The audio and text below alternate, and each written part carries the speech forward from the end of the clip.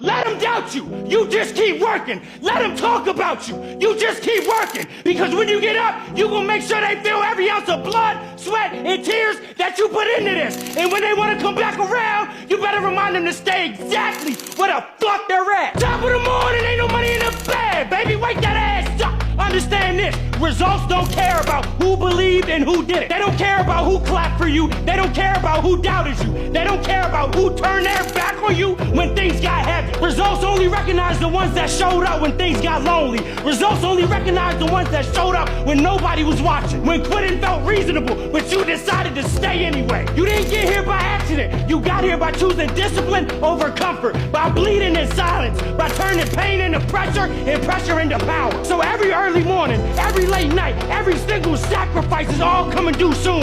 And when that moment arrives, you don't hesitate. You take every single thing you fucking work for. So let them watch. Let them whisper, because when you step into what's yours, there will be no more debate, only proof. And once those results speak, silence is the only reasonable response left. Why do you think it's so lonely and quiet at the top? The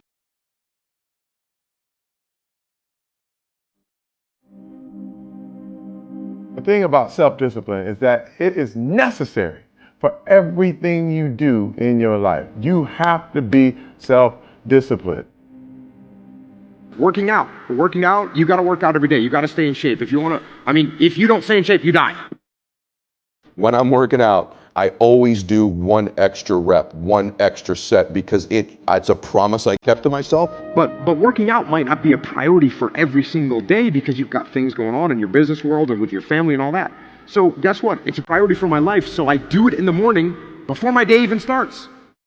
If you change your mindset and really focus it on what discipline really is, you start to welcome discipline. You welcome self-discipline into your life. And here's the biggest thing. It's a pattern. It's a pattern I keep of me. I always do a little extra. I always go the extra inch. And the quickest and easiest place to do it is the gym. Because I can always grab one more weight, one more set. And here's what it does. It shifts your identity. The benefit of discipline in my eyes has always been that through discipline, I get things done. I do it in the morning before my day even starts. So I can still handle the priorities for the day, but I got my workout done. So long term, I look up in a year and I'm not out of shape and breathing hard when I go up in the stairs because I maintain that discipline on a daily basis. Most people go through life never discovering what their talents are. Most people never develop their talents. You need to tell you no more snacks, no more desserts, no more TV, no, we working out now. They have skills and abilities, but if you don't nurture them, if you don't develop them, they will never serve you. Your gifts can take you many places if you develop your gifts.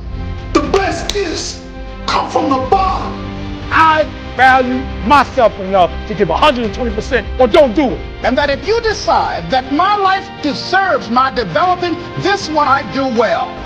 Why are you only giving 50%? What's wrong with you? I grant you that if you begin to work to develop your gifts, you'll develop a strong sense of happiness. You'll get a larger vision of yourself. Because part of beginning to get a larger vision of yourself, all of us need some area of our lives where we can have a feeling of competence. When other folk are having a good time, you've got to have the strength of character. You need to tell you that you owe you something. As you begin to develop and expand your skills and your talents and your vision of yourself, you will always be in control of your destiny. I want freedom. And for me, disciplining myself means more freedom.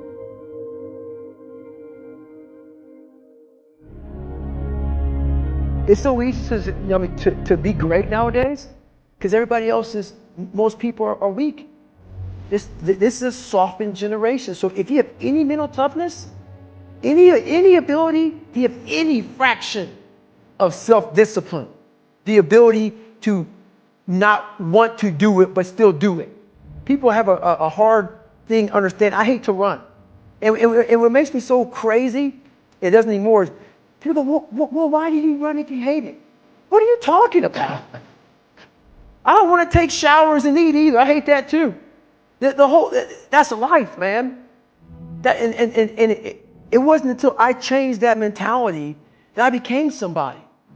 I hated going to school, so guess what? I was dumb as.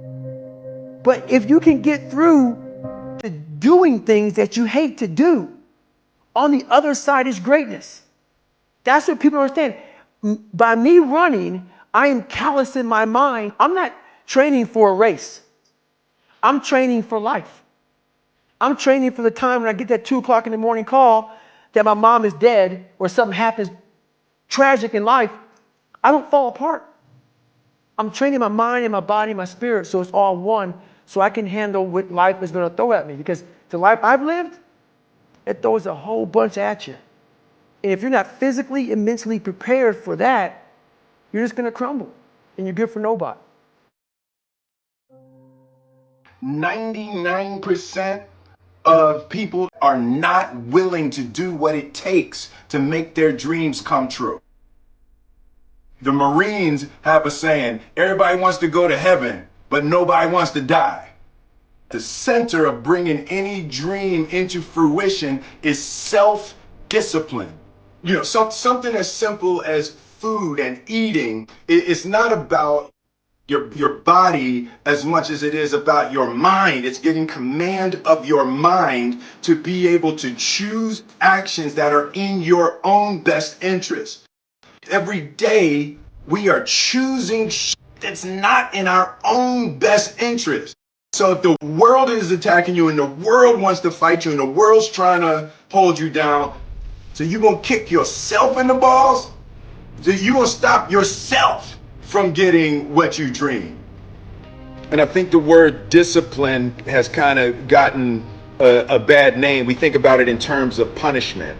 I'm not talking about discipline in that way. I'm talking about discipline in the sense that you forego immediate pleasure for the exchange of long-term self-respect.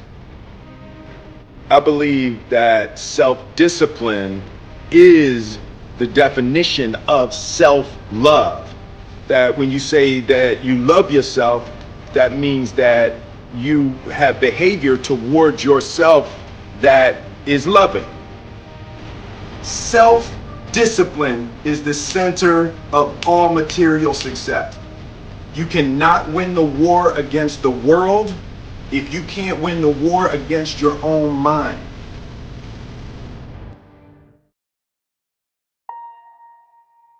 Self-love is when you say to yourself, man, look, I know you and that girl got a